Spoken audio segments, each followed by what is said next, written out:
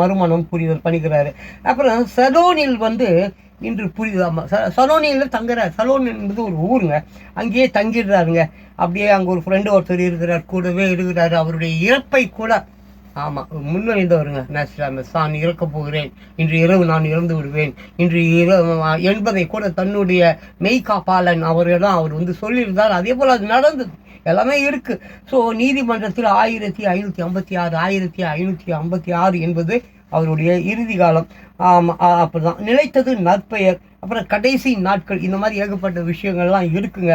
அதனால் தயவு செஞ்சு நீங்கள் இந்த புஸ்தகம் உங்களுக்கு கிடைக்கும். இந்த புஸ்தகம் வந்து தாராளமாக கிடைக்கும். இந்த புஸ்தகம் பேர் வந்து நாஸ்டாமஸ் சொன்னதெல்லாம் நடக்கிறது, சிஎஸ் தேவ்நாத், நர்மதா பதிப்பாகுங்க. கடைசியாக உங்களுக்கு இந்த வீடியோ வந்து நான் வந்து ஒரு என்னுடைய அர்ப்பணிப்பு மாதிரி நான் உங்களுக்கு சொல்கிறேங்க.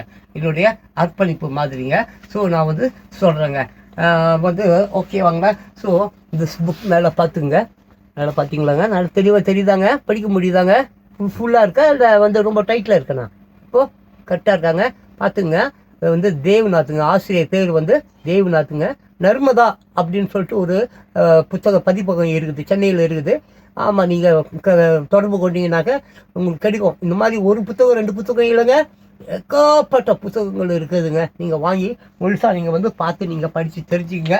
இது என்னுடைய ஒரு கோரிக்கையாகவே நான் வந்து உங்கள்கிட்ட கேட்குறேங்க. காரணம் என்னன்னு கேட்டிங்கன்னாங்க, இன்றைய காலத்துக்கு ரொம்ப ரொம்ப முக்கியமானது உணவோ சாப்பாடோ உறவோ அல்லங்க, இந்த புஸ்தகங்க. இந்த புஸ்தகத்தை நீங்கள் வாங்கி படிச்சிட்டிங்கன்னா ஏகப்பட்ட விஷயங்கள் உங்களுக்கு ஆட்டோமேட்டிக்காக புரிஞ்சுடுங்க. அப்போ இந்த பேரிடர் காலங்கள், இந்த மோசமான சூழ்நிலை, எங்கே பார்த்தாலும் வார், சண்டை கிண்டை அப்படி இப்படி போயிட்டு இருக்கு இல்லையா?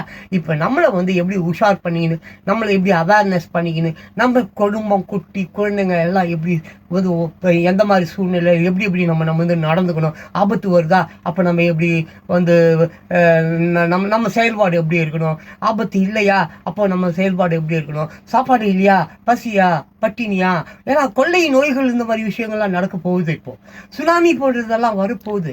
மழை டிசம்பரில் மிகப்பெரிய மழை வரும் என்ற புத்தகத்தில் இருக்குது. ஆமாம், போர்லாம் இருக்குதுன்னு சொல்கிறாங்க, எங்கே பார்த்தாலும் சாவு வரும்னு சொல்கிறாங்க. ஸோ அன்பானவர்களுடைய மைடியா ஒரு பீப்புள், தயவு செய்து, ஏன்னா நான் வந்து படிக்கிறதையோ நீங்கள் கேட்குறதையோ பெருசாக வந்து அது பெருசாக செட் ஆகாதுங்க. தயவு செஞ்சு நான் அவங்க எல்லாருக்கிட்டையும் கேட்குறேன், இந்த புத்தகம் கடைகளில் கிடைக்கிறது, புத்தக கடைகள் கிடைக்கிறது, அனைவரும் இந்த புத்தகத்தை வாங்கி